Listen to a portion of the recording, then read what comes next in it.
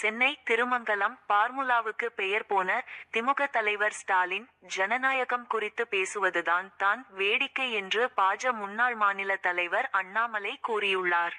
வாக்காளர் பட்டியலில் முறைகேடு செய்ததாக கூறி தேர்தல் ஆணையத்திற்கு எதிராக காங்கிரஸ் எம்பி-யும் லோக்சபா எதிர்க்கட்சி தலைவருமான ராகுல் பல்வேறு குற்றச்சாட்டுகளை முன்வைத்து வருகிறார். அவருக்கு ஆதரவாக குரல் கொடுத்துள்ள முதல்வர் ஸ்டாலின் தேர்தல் ஆணையத்தை பாஜ தனது மோசடி இயந்திரமாக மாற்றியுள்ளதாக குற்றம் சாட்டியிருந்தார். முதல்வர் ஸ்டாலினின் இந்த குற்றச்சாட்டுக்கு பாஜ முன்னாள் மாநில தலைவர் அண்ணாமலை பதிலடி கொடுத்துள்ளார். அவர் விடுத்துள்ள அறிக்கையில் ராகுலின் ஆதாரமற்ற குற்றச்சாட்டுகளுக்கு செவி சாப்பதற்கு பதிலாக அவரை போனில் தொடர்பு கொண்டு வயநாடு மற்றும் ரேபரேலி தொகுதிகளில் ஓட்டுகளை திருடி வென்றீர்களா என்று கேட்கலாம்.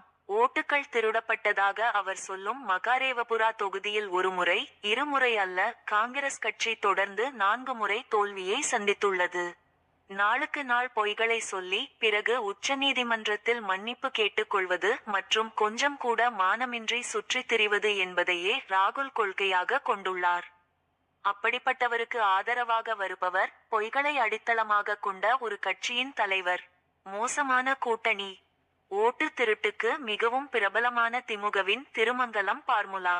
அதேபோல பிரச்சாரம் முழுதும் வாக்காளர்களை கால்நடைகளை போல அடைத்து வைத்து இறுதியில் அவர்களுக்கு கொலுசு, பாத்திரங்கள், குக்கர் உள்ளிட்டவை கொடுத்ததுதான் திமுகவின் ஈரோடு கிழக்கு தொகுதி தேர்தல் பார்முலா. இப்படியிருக்கையில் தற்போது ஜனநாயகம் குறித்து பேசுவதுதான் வேடிக்கை. இந்த வெற்று நாடகங்களுக்கு பதிலாக முதல்வர் ஸ்டாலின் அவரது சகோதரர் ராகுலை கர்நாடக தலைமை தேர்தல் அதிகாரியின் நோட்டீஸ்களுக்கு பதிலளிக்க உதவி செய்யுமாறு கேட்டுக்கொள்கிறோம், இவ்வாறு குறிப்பிட்டுள்ளார்.